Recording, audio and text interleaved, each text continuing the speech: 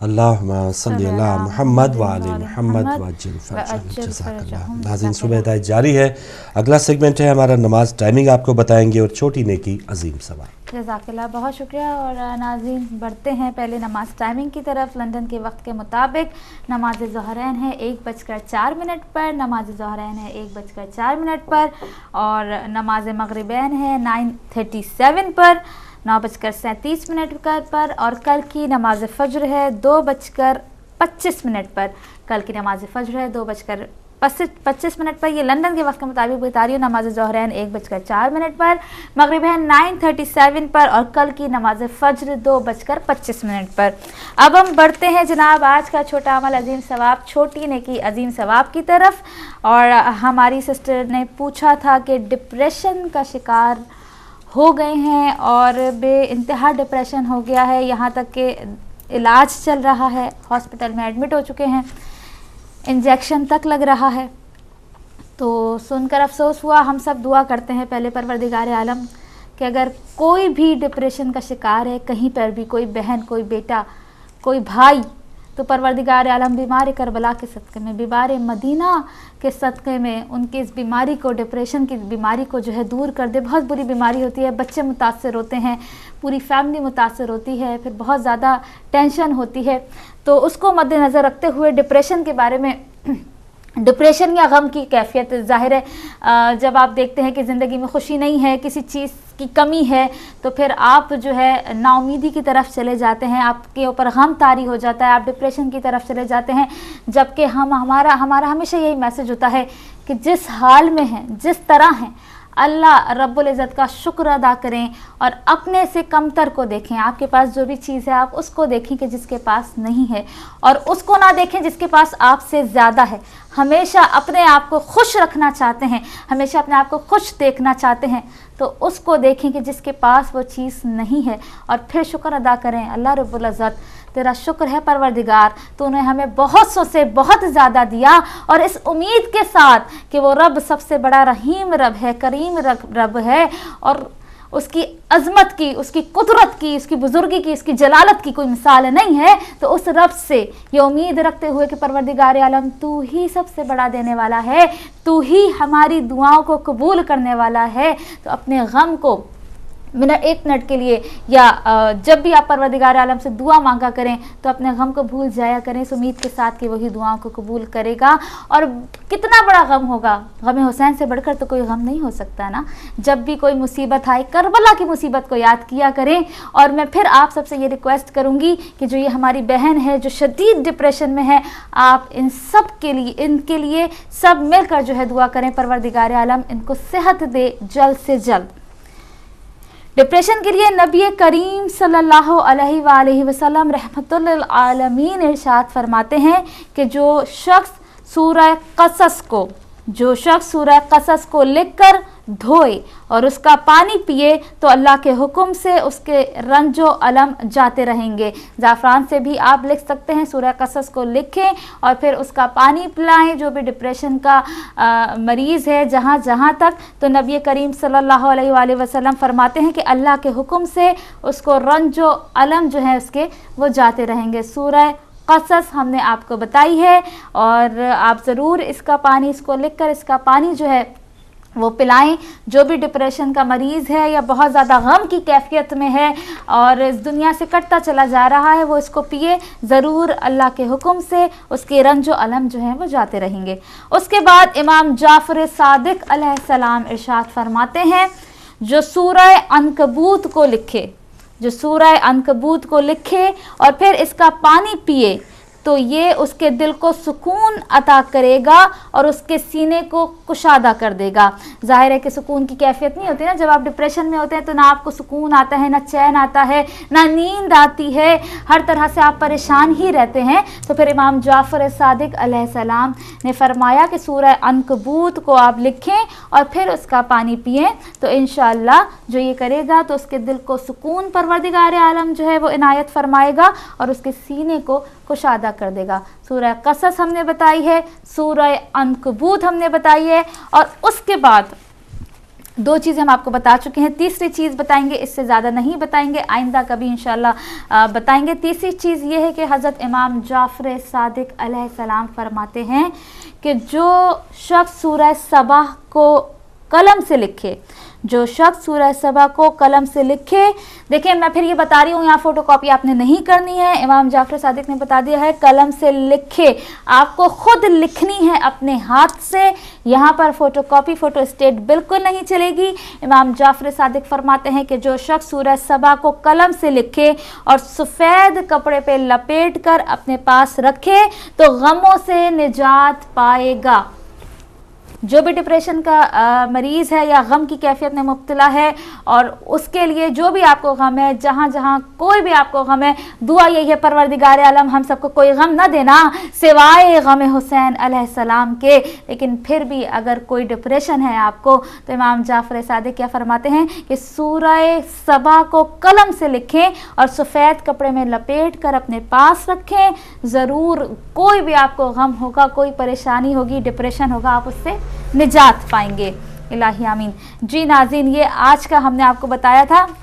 उसके बाद एक बहुत ही छोटा अमल और जो आप कर सकते हैं, ज़ाहिर है कि जो नबी करीम और इमाम जाफ़र सादिक अलैहिस्सलाम फरमा रहे हैं वो भी करें। और जो हम अभी बताएंगे आयतुल्लाह कश्मीरी रहमतुल्लाह अलैह के मुताबिक जो है 7 रोज़ अगर 7 डेज़ तक अगर सूरह अलम नशरा को एक बार सुबह और एक बार शाम में तिलावत कर लिया जाए तो तमाम हुज़्न गम ज़ाइल हो जाते हैं। कोई भी आपको गम है, परेशानी है, मुश्किल है तो आयतुल्लाह कश्मीरी रहमतुल्लाह अलैह के मुताबिक 7 रोज़ तक 7 डेज़ तक सूरह अलम नशरा को एक बार सुबह और एक बार शाम तिलावत करना है। जो ऐसा करेगा तो उसके तमाम हुज़्न गम जो है वो ज़ाइल हो जाते हैं। नाज़रीन, ये था हमने आज का जो फ्रेश आपको बताया है। मुझे उम्मीद है आपने नोट कर लिया होगा और अगर नोट नहीं किया है तो ज़ाहिर ईमेल आपके पास मौजूद है, आप ईमेल कर सकते हैं। जितनी बार कहेंगे हम उतनी बार रिपीट करेंगे और ईमेल भी हम आपको कर देंगे। जी, उसके बाद पूछा गया था हेपेटाइटिस के लिए, यरकान के लिए पहले भी बता चुके हैं, आज फिर आपको बताएंगे। सूरह सबा को हमने बताया था अभी इमाम जाफ़र सादिक के मुताबिक इसको लिख कर अपने हाथ से सफ़ेद कपड़े में रखेंगे तो तमाम गम से निजात पाएंगे। लेकिन अभी यरकान के लिए भी, हेपेटाइटिस के लिए भी, बहुत से लोगों को यरकान है, हेपेटाइटिस है, किसी किस्म का भी, हेपेटाइटिस बी, हेपेटाइटिस सी, कोई भी हेपेटाइटिस है उसके लिए बहुत ही ज़्यादा मुजर्रब ये हदीस है और आप इस पे ज़रूर अमल कीजिएगा। जिसको भी जहाँ पे भी हेपेटाइटिस की बीमारी है उसके लिए हज़रत इमाम जाफ़र सादिक अलैहिस्सलाम इरशाद फरमाते हैं, जब यरकान के मरीज़ को सूरह सबा का पानी पिलाया जाए और उसके चेहरे पर उस पानी को छिड़का जाए तो अल्लाह के हुक्म से यरकान जाता रहेगा। सुभान अल्लाह। देखिए इमाम जाफ़र सादिक ने बहुत ही सिंपल और आसान हल हम सब के लिए बता दिया। हम कितना परेशान होते हैं हेपेटाइटिस के लिए, कभी कभी जब ये बढ़ जाता है तो मौत तक वाक़ई हो जाती है।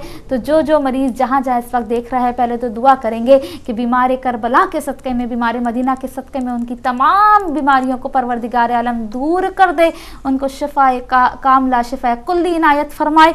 और उसके बाद इमाम जाफ़र सादिक की हदीस कि जब यरकान के मरीज़ को सूरह सबा का पानी पिलाया जाए, सूरह सबा का पानी आप में पिलाएं और उसके चेहरे पर उस पानी को छिड़का जाए, उसके चेहरे पर जो है उसके पानी को छिड़कें तो अल्लाह के हुक्म से जो है इंशाअल्लाह यरकान जो है वो जाता रहेगा। मुझे उम्मीद है आपने नोट कर लिया होगा। आगे बढ़ते हैं और आपको इसमें आज़म भी आज का देना है और उसके अलावा नादे अली भी आपको देनी है। आज का इसमें आज़म है या मुतियो, आज का इसमें आज़म है या मुतियो। अगर आप जो है 7 रोज़ 7 डेज़ तक रोज़ाना 7 मरतबा, 7 दिन तक रोज़ाना 7 मरतबा या मुतियो का पढ़ना संग दिल और सख्त लोगों को पढ़ने वाले पर नरम कर देता है। जैसे कि 7 डेज़ आपने ये फारूक भाई हैं हमारे, बहुत सख्त मिसाल के तौर पर हैं, हर वक्त गुस्सा करते रहते हैं। जैसे इन्होंने मिसाल दे रही हूँ कि किसी का जीना इन्होंने हराम किया हुआ है। 7 डेज़ तक आपने 7 बार या मुतियो पढ़ना है और इनके ऊपर भले दूर से ही आप फूंक दें। तो ये ऑफिस में भी आप कर सकते हैं अगर कोई सख्त आदमी है। अल्लाह का शुक्र है, परवरदिगार आलम का, फारूक भाई हमें शुक्र अदा करना चाहिए कि हमारे ऑफिस का माहौल माशाल्लाह घर की तरह है। लेकिन अगर कहीं पर भी कोई संग दिल इंसान है, सख्त है, भले घर में है बात ससुर बहुत सख्त होते हैं, बात सास बहुत सख्त होती हैं और बात शौहर बहुत सख्त होते हैं, यहाँ तक कि हाथ तक उठा लेते हैं। जो बंदा खुद ही सख्त हो तो वो क्या करे? वो उसका हम बाद में डिस्कस करेंगे। पहले जो ये मसला है उसको, जो बंदा खुद सख्त है, कल हमने बताया था कि या रहीमो आपको पढ़ना है 100 मरतबा, तो आपका भी दिल नरम हो जाएगा और पूरी जो कायनात की मखलूक है वो भी आप पर जो है रहम करेगी। तो ये उम्मीद है अगर आप सख्त हैं तो आप इसको पढ़ें जी। या मुतियो 7 दिन तक 7 मरतबा उस शख्स पर जो संगदिल है, सख्त है, वो उस पर आप पढ़ेंगे तो वो नरम हो जाएगा। जॉब के लिए बहुत इंपॉर्टेंट है जनाब, मुझे उम्मीद है आपने ये भी नोट कर लिया होगा। अब बारी है नादे अली की। हज़रत अमीरुल मोमिनीन अली इब्न अबी तालिब मौलाए कायनात से मंकूल है कि अगर कोई शख्स किसी मुश्किल काम के लिए दिल से नादे अली को पढ़ेगा तो उसका मकसद पूरा होगा। कोई भी मुश्किल काम है, मौला अली इब्न अबी तालिब क्या फरमा रहे हैं कि अगर आप दिल से, जिसे कहते हैं कि बिल्कुल सच्चे दिल से जो है अगर आप पढ़ेंगे तो आपका काम जो है वो ज़रूर होगा। और वही बात है कितनी बार पढ़नी है, कब पढ़नी है, हम आपको बता ही रहे हैं।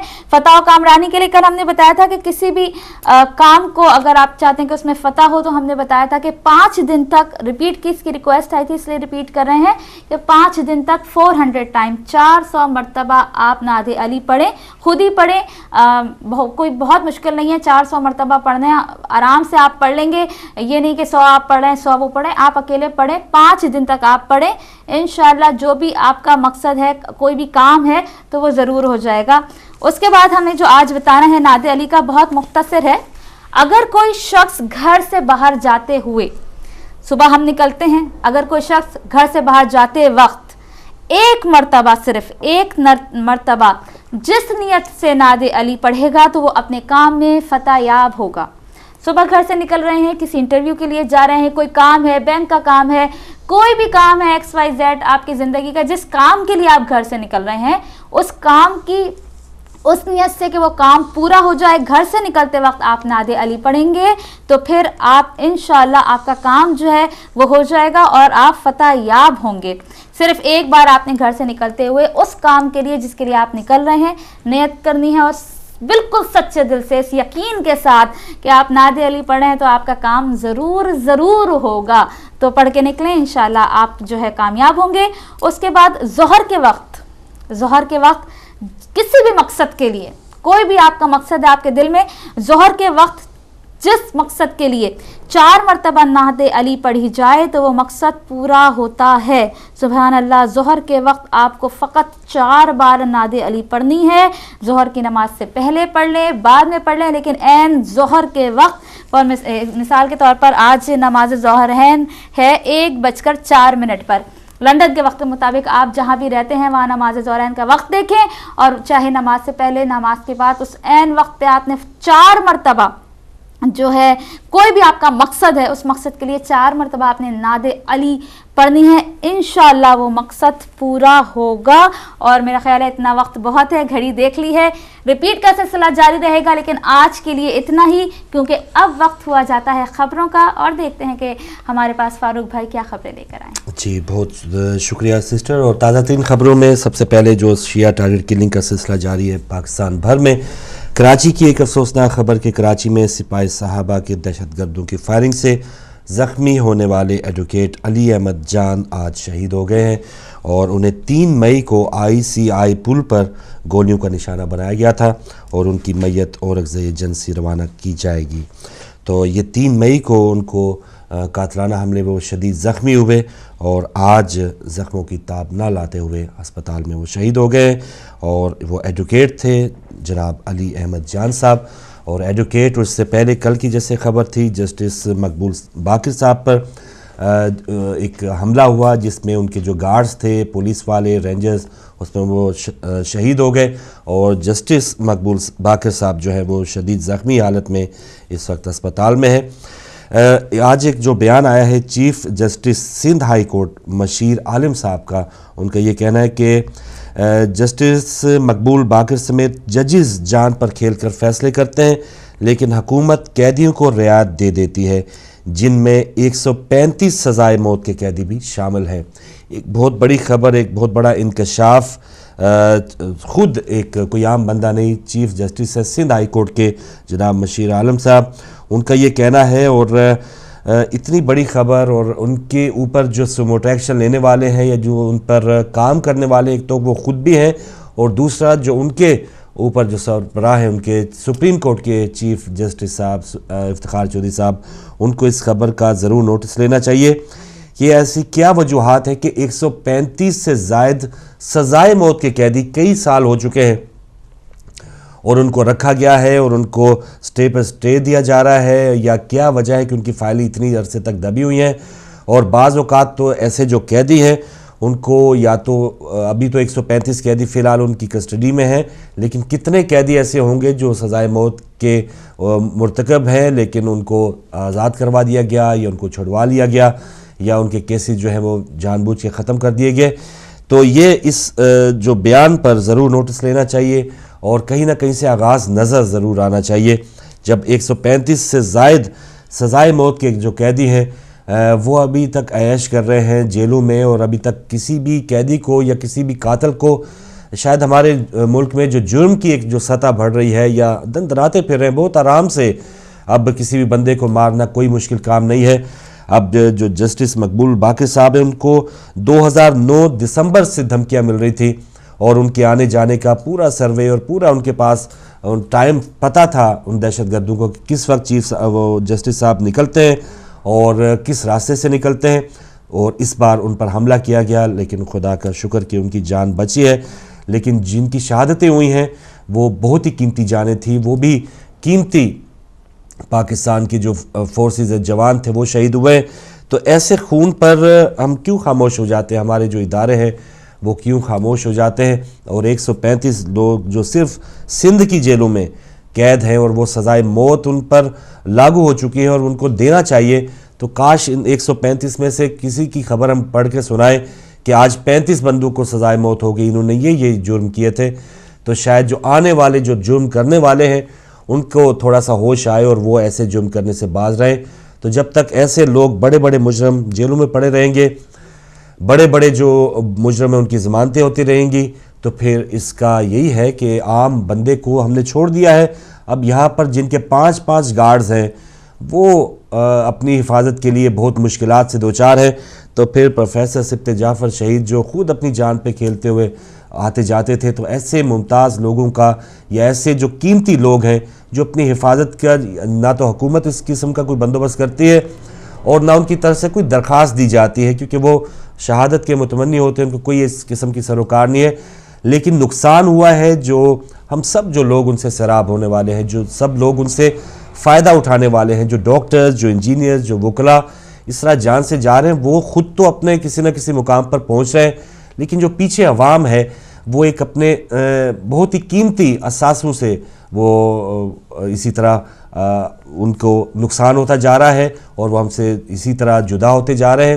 تو حکومت کو یہ چاہیے کہ جسٹس مقبول باقر صاحب کے جو حوالے سے ان کا بیان ہے چیف صاحب کا، سندھ ہائی کورٹ کے مشیر عالم صاحب کا، اس بیان کا فوراً نوٹس لیا جائے اور 135 لوگوں کی دوبارہ جانچ پڑتال اگر انہوں نے کرنی ہے تو کر کے اس کا آغاز ضرور کیا جائے، اور تاکہ جو نئے مجرم وہ بننے جا رہے ہیں ان کی نرسریاں، ان کی کھیپ جو تیار ہو رہی ہیں، تھوڑا سا ان کے اندر ڈر اور خوف ہو کہ یہ ہم جیسے جو لوگ تھے ان کا انجام ایسا ہوتا ہے، ہم باز رہیں گے تو بچ جائیں گے، ورنہ ہم اگر کریں گے کچھ اس طرح کی کام تو ہمارا انجام اس طرح ہوگا، تو پھر شاید اس طرح سے کچھ ہمارے نتائج بہتر آ سکتے ہیں۔ اور ہمارے پاس کے جو ہمسائے ممالک ایران میں آئے دن آپ نے دیکھا ہوگا کہ چوک میں ان کو پھانسیاں دے دی جاتی ہیں، ان کو جو ہے وہ ان کی سزا بھرپور انداز میں دی جاتی ہے، لوگوں کے سامنے سزا دی جاتی ہے، اور لوگوں چکنے ہو جاتے ہیں، اور جو لوگ عام طور پہ چھوٹے چھوٹے مجرم بھی ہیں وہ بھی اب احتیاط کرتے ہیں کہ جب اتنا سخت قانون ہے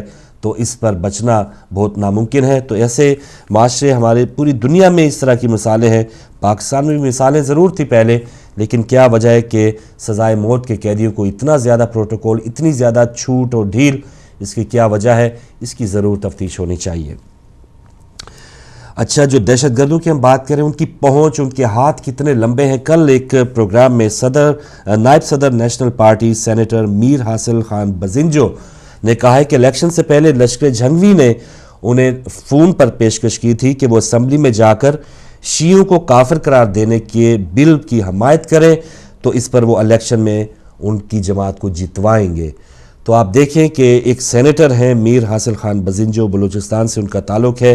کل ایک ٹی وی پروگرام میں انہوں نے انکشاف کیا کہ لشکر جھنگوی کے نمائندوں نے انہیں فون کیا کہ آپ ہماری حمایت کریں، ہم آپ کو الیکشن جتوائیں گے، آپ کی پارٹی کو برسر اقتدار لائیں گے، لیکن اس شرط پہ کہ آپ نے شیعوں کو جا کے اسمبلی میں کافر قرار دینے کے بل پر دستخط کرنے ہیں۔ تو یہ آپ دیکھیں کہ اتنے لمبے ان کے ہاتھ ہیں کہ اب مہرے بنائے جا رہے ہیں سیاستدان، اور بہت سے لوگ، میر صاحب نے تو یہ کہا ہے اور انہوں نے اس چیز سے انکار کیا ہے، لیکن ہمارے سامنے ہے کہ جن لوگوں نے اس پر لبیک کہا ہے ان کے ساتھ جو ہے وہ گٹھ جوڑ ان کا سب کے سامنے ہے، انڈرسٹینڈنگ ان کے سب کے سامنے ہے۔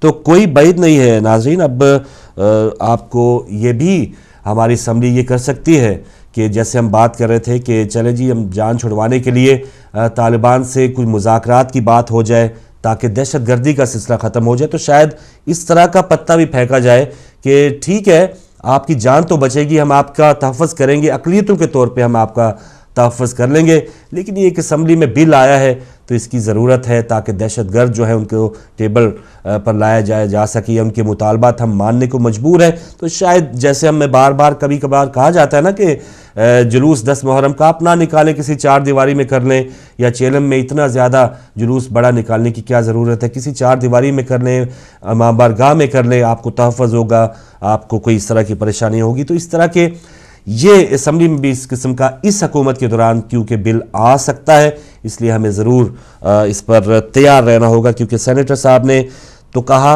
اور ان کی جماعت کوئی کامیابی حاصل نہیں کر پائی، لیکن جہاں جن لوگوں کو کامیابی ملی ہے، اور یہ بھی ہمیں پتہ چل گیا کن لوگوں کی وجہ سے ملے کہ رات 10-11 بجے آپ اعلان کر رہے ہیں کہ میں آپ کا وزیر اعظم بننے جا رہا ہوں اور آپ کو مبارک ہو، اور سن 65 سالوں سے لے کے اب تک کسی کا اتنا بڑا مینڈیٹ بھی نہیں ہوا، تو یہ مینڈیٹ راتوں رات کس طرح بن گیا اور اس کی کیا وجوہات ہیں۔ اب آنے والے وقت میں جو 4-5 کروڑ شیعان علی پاکستان میں، ان کے لیے ایک الارمنگ ٹائم ضرور ہوگا، اور ہمیں اب جاگ جانا چاہیے کہ اسمبلی میں بھی اس قسم کا کوئی بل آئے کہ شیعوں کو کافر قرار دینے کی کوئی قرارداد کوئی بندہ اٹھ کے کہے، تو پھر اس قسم کی بات ہو سکتی ہے، تو اس کو ہم نے کس طرح ٹیکل کرنا ہے۔ ہمارے جو مذہبی سیاستدان ہیں، رہنما ہیں، مختلف سیاسی جماعتوں میں بھی ان کا ایک کردار ہے، مختلف لوگوں میں ان کا آنا جانا بھی ہے، علاق بھی ہوتے ہیں، تصاویر بھی بنتی ہیں، ان کے دھرنوں میں بھی شامل ہوتے ہیں، ان کے لانگ مارچ میں بھی ان کی حمایت کی جاتی ہے۔ تو ہمارے جو شیعہ ریپریزنٹیٹیو ہیں، ہمارے سیاستدان، ان کے اچھے خاصے تعلقات ہیں تقریباً پاکستان کی ہر جماعت سے، تو کیا ہمارے رہنماؤں کو میر حاصل خان بزنجو صاحب کا یہ بیان اگر سامنے آیا ہے تو وہ، کیونکہ سیاستدان وہ ہے، رہنما وہ ہے، وہ جو آئندہ کی بھانپ لیتا ہے، جو اینٹیسپیشن کر لیتا ہے کہ اب کیا ہونے والا ہے، یہ نہیں ہے کہ سر پہ آ کے گر پڑے، اس میں میرے میں اور پھر کسی بڑے سیاستدان میں یا میرے سے بڑے جو رہنما ہے میرے میں اور اس میں کیا فرق ہے، یعنی عام عوام میں اور ان میں کیا فرق ہے۔ سیاستدان، مدبر اور جو قائد ہے اس کا یہی ایک خاصہ ہوتا ہے کہ وہ آنے والی جو وقت ہے یا گھڑیاں ہیں یا جو مشکلات ہیں ان کو بھام کے اپنے فیصلے کرتا ہے۔ اب مجھے تو یہ لگ رہا ہے کہ کوئی بہت ہی، اب یہ تمام جو مشرف والے معاملات ہیں اس پر آگے چل کے بات کریں گے، یہ تمام معاملات اگر حل ہوں تو ایک ایجنڈے میں کہیں نہ کہیں یہ نقطہ ضرور ہوگا کہ اب 5 سال ہے، 5 سال میں کوئی اس قسم کی قرارداد آ سکتی ہے۔ ہمارے سیاستدان، ہمارے مذہبی رہنما اس پر کیا سٹیپ لیں گے، یا ان کو کیا اس قسم کی کوئی خوشبو آ رہی ہے اس قسم کی کہ نہیں، اس پر وہ بہتر جواب دے سکتے ہیں۔ لیکن یہاں پر میر صاحب کا یہ جو بیان ہے کہ ایک دہشت گرد تنظیم نے ان کو آفر دی تھی کہ ہم آپ کو جتوائیں گے، آپ نے یہ کام کرنا ہے کہ کافروں، شیعوں کو کافر قرار دینے کی قرارداد پہ سائن کرنے، تو ایسا جو لوگ جیتے ہیں ظاہر ہے کہیں نہ کہیں ان کے نکات میں یہ شامل ہوگا، تو ہم ان کو کیسے ہینڈل کریں گے، اس پر ہمیں چوکنا بھی ہونا ہے اور متحد بھی ہونا ہے۔ یہ تو ایک ہماری حسرت ہے کہ ہم آپس میں اتحاد بین المومنین کی ایک فضا بن جائے، ہم جگہ جگہ اپنے آپ کو بانٹتے ہیں، لیکن ان اہم ایشوز پہ کاش ہم متحد ہو جائیں تاکہ دشمن جو ہیں وہ ہماری کسی بھی قسم کی اس قسم کی کچھ جو چال ہے उससे वो कामयाब ना हो पाए और उनको पता हो कि मुंह की खानी पड़ेगी और आगे एक दीवार से टकराना है और एक बहुत ही मुश्किल काम हमने करना है।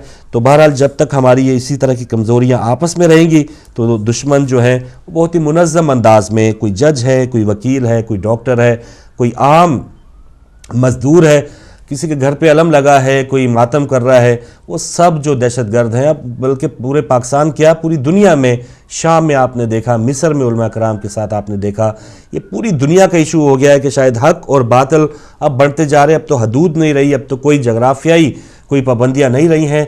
अब मौला के जो मानने वाले हैं वो एक तरफ होते जा रहे हैं और जो यजीदी हैं वो एक तरफ होते जा रहे हैं। उनमें रंग, नस्ल, ज़ुबान, कोई भी किसी किस्म की कोई तफरीक नहीं रही। अब तो ये बिल्कुल आखिरी लगता है कुछ समा बनने जा रहा है। तो इस पर हमारे जो रहनुमा हैं उनको ज़रूर इदराक करना होगा और हालात पर किस तरह से हमने आगे चल के चलना है उस पर ज़रूर सोचना होगा। जी, एक जो दहशतगर्द था, खुदकुश बमबार था, वो अपने ही बारूद फटने से आज कोयटा कशलाक के इलाके में वो जहन्नुम रसीद हो गया और वो किसी वारदात के लिए जा रहा था कि उसकी अपनी ही खुदकुश जो जैकेट थी वो बम धमाके से फटी है और वो जहन्नुम रसीद हुआ है। कोयटा कशलाक की एक खबर थी। लीजिए आते हैं जो इस वक्त हुकूमत और जो परवेज़ मुशर्रफ और सुप्रीम कोर्ट के हवाले से क्या क्या खबरें हैं।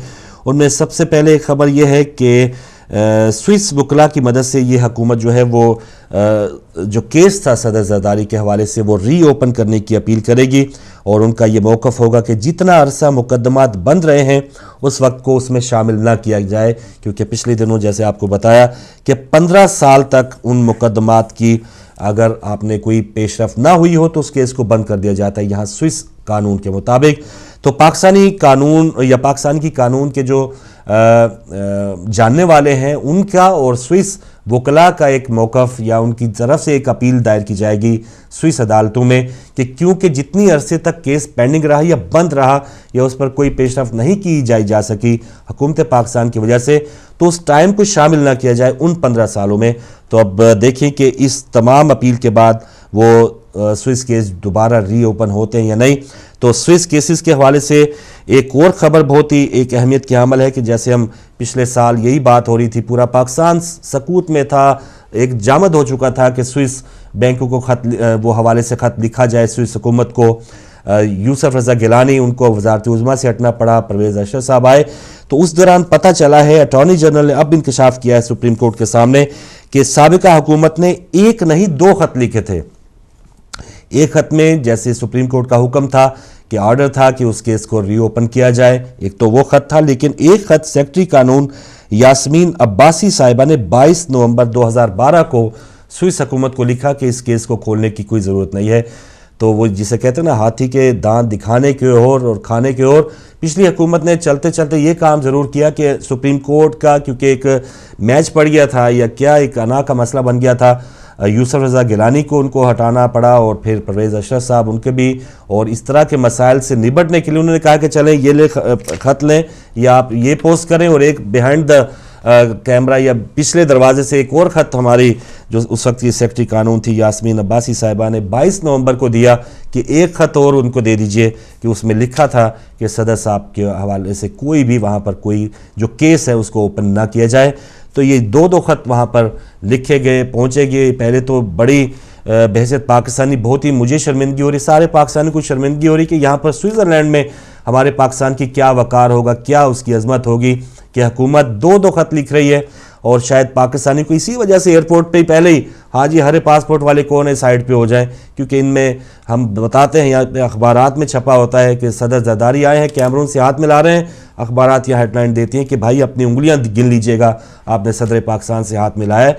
तो इस तरह की रेपुटेशन हमारे सियासतदान बनाते हैं, इसी वजह से हमारे पाकिस्तानी इस तरह का बर्ताव हमें बर्दाश्त करना पड़ता है। और बाज़ औक़ात जो आम पाकिस्तानी उनकी भी सामान में से 30-30, 35-35 किलो हीरोइन निकलती है। तो तमाम जो काम हो रहा है ऊपर से लेकर नीचे तक शायद उसमें चंद लोग मुलव्वस होंगे, लेकिन अक्सरियत उसकी वजह से सफ़र कर रही है। 2 ख़त लिखे गए हैं और एक ख़त जो है अब इसमें कौन सा सही तस्वर किया जाएगा, किस पर अमल किया जा रहा है। फ़िलहाल तो ऐसा लगता है कि स्विस हुकूमत ने आखिरी वाले ख़त को ही बेहतर जाना है और उस पर केस फ़िलहाल बंद है। अब ये हुकूमत आई है और उसने कहा है कि जो जितना अरसा केस बंद था اس کو شامل نہ کیا جائے تو یہ سوئس معاملے سے سپٹمبر میں صدر صاحب ریٹائر ہو رہے ہیں یا ان کی مدت ختم ہوگی. تو جو نواز شریف صاحب کا کہنا تھا کہ اب بہت ہی ہم فرینڈلی ہو چکے ہیں, یا بہت ہی محبت کا اظہار کیا تھا جب نواز شریف صاحب اور صدر صاحب کا ملنا ہوا, اور پھر کوئی اس طرح کے اختلافات بھی سامنے نہیں آئے, حلف بھی انہوں نے پوری کابینہ نے صدر صاحب سے لیا. تو لگ رہا تھا شاید کوئی وہ جو پرانی جو تھوڑی سی آپس میں رنجشیں ہیں وہ بھول چکے ہیں نواز شریف, لیکن نواز شریف صاحب نے آتے سال یہ کیا ہے کہ زرداری صاحب کے حوالے سے اس کیس کو ری اوپن کرنے کا حکم دیا ہے. مشرف صاحب کو بھی آڑے ہاتھوں لیا ہے اور یہ کہا ہے کہ آرٹیکل 6 کے حوالے سے پوری جو ایک حکومت کی طرف سے ایک فورس ہوگی اس پر پورا عمل کیا جائے گا. اور اس کے حوالے سے D G F I R کو یہ حکم دیا گیا ہے کہ 3 نومبر 2007 کے معاملے میں کون کون پیچھے تھا اس کی پوری تفتیش کی جائے تاکہ یہ معاملہ سپریم کورٹ میں آگے بڑھ سکے. تو یہ بھی الگ بحث پاکستان میں چھڑ چکی ہے. پاکستان میں اب کوئی لوڈ شیڈنگ کی بحث نہیں ہے, مہنگائی کی بحث نہیں ہے, اب یہ بحث ہے مشرف کے کیس کا کیا بنے گا, اور سوئس کیس کا بھی ایک نئی بحث چھڑی ہے. 12 نومبر 99 سے پیپلز پارٹی کے مخدوم صاحب کا یہ کہنا کہ یہ معاملہ 3 نومبر 7 کی بجائے 12 اکتوبر 99 سے اس کا آغاز ہونا چاہیے, کیونکہ پہلا کام جب غلط کیا, اب یہ کام عجیب و غریب ہے. پیپلز پارٹی چاہتی ہے کہ اس لپیٹے میں, اس آندھی اور طوفان میں ججز بھی آئیں جنہوں نے 3 سال کے لیے ان کو مہر لگا کے دی کہ مشرف صاحب نے جو کیا بالکل ٹھیک کیا ہے.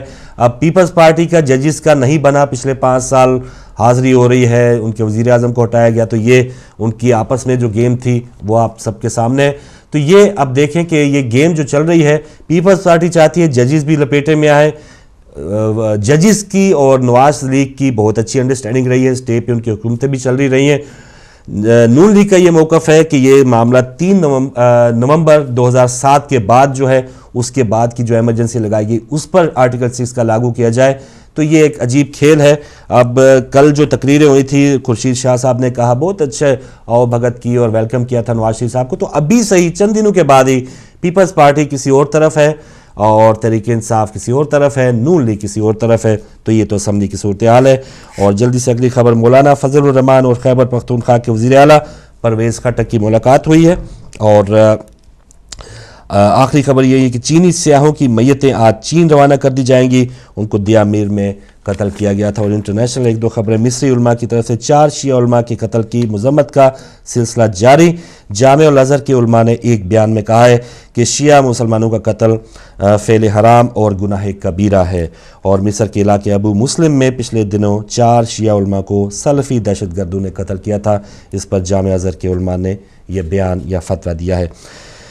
انڈین حکومت کی طرف سے برطانیہ آنے والوں کے لیے 3 لاکھ روپے پہلے جمع کروانے والے قانون پر احتجاج کیا گیا ہے. انڈین وزارت خارجہ کی طرف سے یہ احتجاج کیا ہے, اور اس احتجاج کے حوالے سے پھر برطانوی حکومت نے تھوڑے سا بیک فٹ پہ آئے ہیں, اور ان کا کہنا ہے کہ یہ بھی تجویز ہے, اس پر نومبر سے اطلاق ہونے کی بات کی گئی تھی, لیکن اگر اس پر زیادہ تنقید کی گئی تو اس فیصلے کو واپس بھی لیا جا سکتا ہے.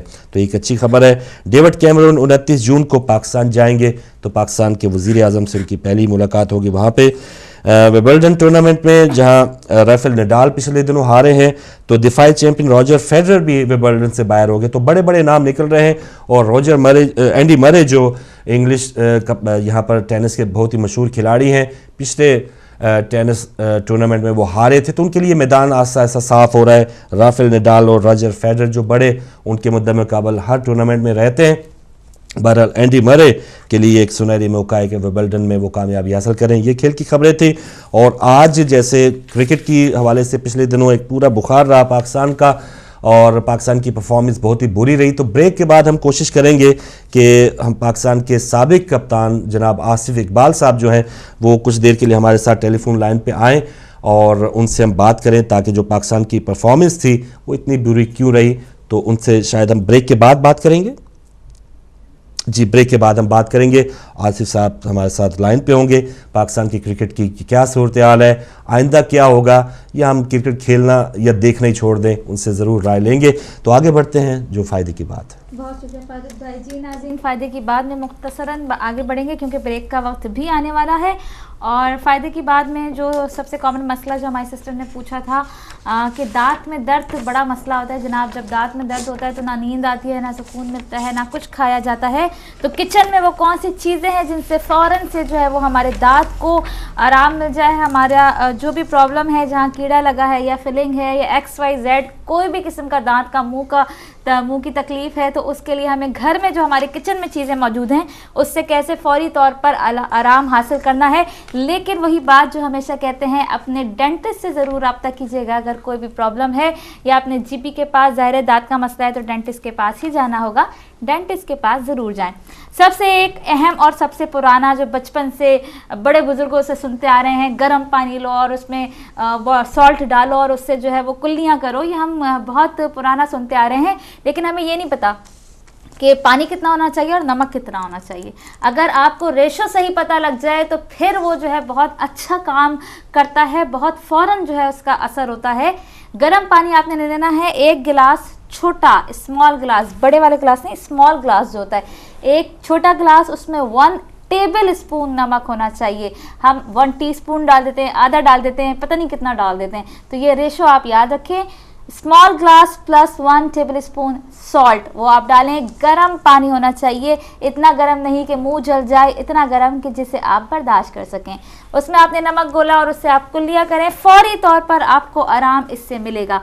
उसके बाद हमारे किचन में होती है अदरक, साबुत और फ्रेश होना बहुत ज़रूरी है दांत के दर्द के लिए, और काफ़ी चीज़ों के लिए, हाजमे के लिए बेहतरीन है, शुगर के लिए बेहतरीन है। ताज़ी तरीन अदरक आप काटें और छीलें और उसके अपने मुंह में रखकर आप उसको जो है चबाएं। उसका रस जो निकलेगा वो आपके दांत में किसी भी किस्म का दर्द है उसकी सब दांतों की सफाई भी करेगा, मसूड़ों की सफाई भी करेगा, प्लस किसी भी किस्म का पेन है तो उस पेन को वो ख़त्म करेगा। ताज़ा तरीन अदरक, जिंजर आपने लेना है, फ्रेश पीस छोटा सा अपने दांतों में रख के उसको चबाएं तो बहुत ज़्यादा आपको आराम मिलेगा।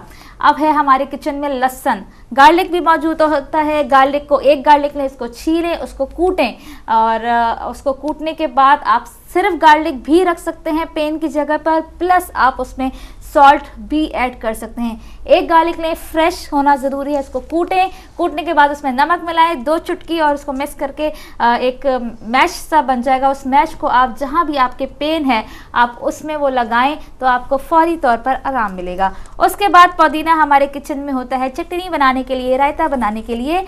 फ्रेश पुदीने के 2-3 पत्ते लें और चबाना शुरू कर दें। चबाना है, सिर्फ खाना नहीं है, निगलना नहीं है। पुदीने के पत्तों को, मिंट लीफ को आपने चबाना है। चबाने के बाद जो रस निकलेगा उसको आपने थूकना है, अंदर नहीं लेके जाना। बेइंतहा फ़ायदेमंद है, आपको ज़रूर आपके दांत के दर्द में फ़ायदा मिलेगा। अच्छा जी, उसके बाद हमारे किचन में होता है आलू, पोटैटो। आलू भी दांत के दर्द में किस तरह से फ़ायदेमंद है वो भी आपको बताते हैं। आलू को आपने छीला, छोटा सा टुकड़ा लिया और छोटे से टुकड़े में आपने उसको मैश किया, जैसे आपने लहसुन को मैश किया था, इसको भी आपने कूटा, अच्छी तरह से मैश किया। 2 चुटकी नमक डाला आलू में भी, और इस मैश को जहाँ पे भी आपके दर्द है आपने उधर इसको लगा लेना है। ये हो गया आलू। उसके बाद हमारे किचन में होती है प्याज आपने उठानी है, फ्रेश प्याज, ताज़ी प्याज होना इसके लिए बहुत ज़रूरी है। जिस तरह से गोल आपने सैलेड के लिए काटते हैं आप उस तरह से प्याज काटें, और वो प्याज ऑनियन आप अपने मुंह में रख लें। ना चबाना है, ना खाना है, कुछ नहीं, बस आप रख दें। फ्रेश प्याज होना इसलिए ज़रूरी है, जो इसका जूस निकलेगा जब आप काटते हैं तो एक जूस सा नहीं निकलता। जब आप वो प्याज रखेंगे, छोटा सा टुकड़ा, जितना आप मुंह जितना बड़ा है छोटा रखें, बड़ा है बड़ा रखें, तो जो ऑनियन जूस उसमें से निकलेगा वो आपके दांत के दर्द के लिए बेइंतहा फ़ायदेमंद है। थोड़ी देर तक उसको रखें, जितनी देर आप बर्दाश्त कर सकते हैं। जनाब खीरा, क्यूकम्बर हमारे किचन में मौजूद होता है। क्यूकम्बर लें, 1 स्लाइस काटें, मैश करें, और मैश करने के बाद उसमें भी सॉल्ट डालें। खीरे में सॉल्ट डाल के वो भी अपने दांत में जहाँ भी पेन है वहाँ लगाइए और उससे जो है फ़ायदा उठाइए। काली मिर्च, पिसी हुई काली मिर्च हर किचन में होती है, लेकिन बाज़ार की काली मिर्च नहीं चाहिए पिसी हुई। घर में जो साबुत काली मिर्चें होते हैं आपने ख़ुद उसको पीसना है। फ्रेश घर की पिसी हुई काली मिर्च प्लस नमक, ratio will be the same. जितनी आप काली मिर्च ले रहे हैं उतना ही आपने नमक लेना है, और जहाँ पर भी आपको पेन है मुंह के अंदर, दांत में, वहाँ आपने काली मिर्च, नमक लगाना है। जी जनाब, उसके बाद है बेकिंग सोडा। हमारे घर में बेकिंग सोडा मौजूद होता है, पकोड़े बनाते हैं उसमें डालते हैं, बेकिंग करते हैं उसमें डालते हैं। बेकिंग सोडा लेना है, कॉटन बॉल लेनी है, उसको आपने पहले पानी में, गर्म पानी में भिगो लें, बेकिंग सोडा में डिप करें और जिधर जिधर आपके दर्द है वहाँ अच्छी तरह आप लगाएं और छोड़ दें 10 मिनट के लिए। इसके अलावा गर्म वाटर में जैसे हम नमक डाल के जो है वो कुल्लियाँ करते हैं, इसी तरह गर्म वाटर में आप बेकिंग सोडा डाल के भी कुल्लियाँ कर सकते हैं। दांतों के लिए बहुत ज़्यादा फ़ायदेमंद है बेकिंग सोडा। उसके बाद लौंग, बहुत हमारे बड़े बुजुर्ग बताते हैं लौंग के लिए, तो बहुत ही ज़्यादा मेरे सारे बुजुर्ग जानते होंगे, हम भी बचपन से सुनते आ रहे हैं, दांत में दर्द है लौंग रख लो, जितनी देर रख सकते हो उतनी देर रख लो, जब तक दर्द ख़त्म नहीं हो जाता तब तक लौंग अपने दांत में रखे रहो, बहुत ज़्यादा फ़ायदेमंद है। आखिरी आपको बताते चले, आइस पैक आपने क्या लेना है, एक साफ़ सुथरा कपड़ा, ऐसा कपड़ा, ऐसा टॉवल जो आपके स्किन पे कोई दाना ना निकाले, स्किन पे उसका कोई असर ना हो, इतना साफ सुथरा कपड़ा होना बहुत ज़रूरी है। उस कपड़े में आपने आइस क्यूब्स डालें और उसको बंद करें और जिधर भी दर्द है, इधर दर्द है तो इधर रखें, इधर दर्द है तो इधर रखें, जिस हिस्से में दर्द है वहाँ उससे जो है सिकाई करें ठंडी ठंडी बर्फ़ से, आपको फौरी तौर पर आराम मिलेगा। और फिर जाके जब टाइम मिल जाए तो डेंटिस्ट के पास जाके फिलिंग करानी है फिलिंग कराएं, एक्सरे कराना है एक्सरे कराना है, जो भी कराना है वो कराएं। ये इंस्टेंट किचन की चीज़ें थी जो हमने दांत के दर्द के लिए फौरी तौर पर इस्तेमाल करनी है। उसके बाद आखिरी बताते चले, 2 मिनट फारूक भाई अगर इजाज़त दें तो फिर जल्दी से ब्रेक की तरफ जाएंगे कि सर का दर्द बड़ा मसला होता है, सर में दर्द होता है। सर का दर्द दूसरों के लिए नहीं बनिएगा, अगर आपके सर में दर्द हो रहा हो तो आपको क्या करना है, आपके सर में दर्द हो रहा हो, किसी को अगर माइग्रेन है तो उसके लिए भी रिसर्च से ये थेरेपी हम बता रहे हैं, natural therapy without medication. Medication के बगैर सर में दर्द हो रहा है, बर्दाश्त नहीं हो रहा, हम क्या करते हैं, जल्दी से सर की दर्द की दवा उठाई, ये जा वो जा जनाब, बस दर्द ठीक हो गया। दवा आपने बिल्कुल नहीं लेनी है सर के दर्द के लिए। अब आपको क्या करना है वो हम बताने वाले हैं। 5 मिनट के लिए हमारी ये नोज़ होती है, 2 इसमें होल हैं, एक राइट एक लेफ्ट। राइट जो है वो रिप्रेजेंट करता है हॉट सन को और लेफ्ट जो है वो रिप्रेजेंट करता है मून चांद को, ठंडा होता है, और राइट हैंड जो है वो हॉट होता है। तो जब भी आपके सर में दर्द हो आपने क्या करना है, अपनी राइट नोज़ को, राइट होल को क्लोज करना है। 5 मिनट के लिए आपको लेफ्ट होल से सांस लेनी है। आपने यूं करके राइट होल जो है, राइट होल आपने नोज का बंद कर दिया, लेफ्ट आपने उल्टे हाथ का जो आपका होल है उससे 5 मिनट तक सांस लेनी है। आपका सर का दर्द ख़त्म हो जाएगा। जिसको बहुत ज़्यादा रहता है उसको 1 महीने तक ये काम करना है। और आप बहुत ज़्यादा टाइड हो गए हैं, थक गए हैं, काम नहीं हो रहा और थकन ज़्यादा हो रही है, थकावट ज़्यादा हो रही है, तो फिर आपने राइट को बंद करने के बजाय लेफ़्ट को बंद करना है, कोल्ड वाले को बंद करना है और राइट वाले जो होल है उससे आपने 5 मिनट को सांस लेनी है। तो ये आपको हीटअप करेगा और आप फौरी तौर पर रिफ्रेश हो जाएंगे, फ्रेश हो जाएंगे। बहुत ज़्यादा टाइड होंगे तो मुझे उम्मीद है ये थेरेपी आपने जो है ब्रीदिंग थेरेपी आपने नोट कर ली होगी। ये आपको नेचुरल थेरेपी है without medication for headache, sir के दर्द के लिए। ये थी फ़ायदे की बात। पढ़ते हैं फारूक भाई के साथ। जी बहुत शुक्रिया सिस्टर। और फ़ायदे की बात के बाद प्रोग्राम में वक्त हुआ जा रहा है ब्रेक का। ब्रेक के बाद जब हम आएंगे, जो आज का हमारा टॉपिक है छोटी गलती बड़ा नुकसान, और इस पर भी हम बात करेंगे। और उसके बाद ब्रेक पर आते ही हम जनाब आसिफ इकबाल साहब, पाकिस्तान के एक्स कैप्टन क्रिकेटर, उनसे बात करेंगे ताकि उनसे हम पूछ पाएँ, ताकि हमारी जो परफॉर्मेंस बुरी जा रही है, कैप्टन रहे हैं, तो वो हमें बेहतर बता पाएंगे कि हम क्या करें। खिलाड़ियों ने कौन कौन सी छोटी गलतियां की थी जो हमें इतना बड़ा नुकसान हो गया। जी तो नाज़रीन ब्रेक लेते हैं और ब्रेक के बाद वापस आते हैं।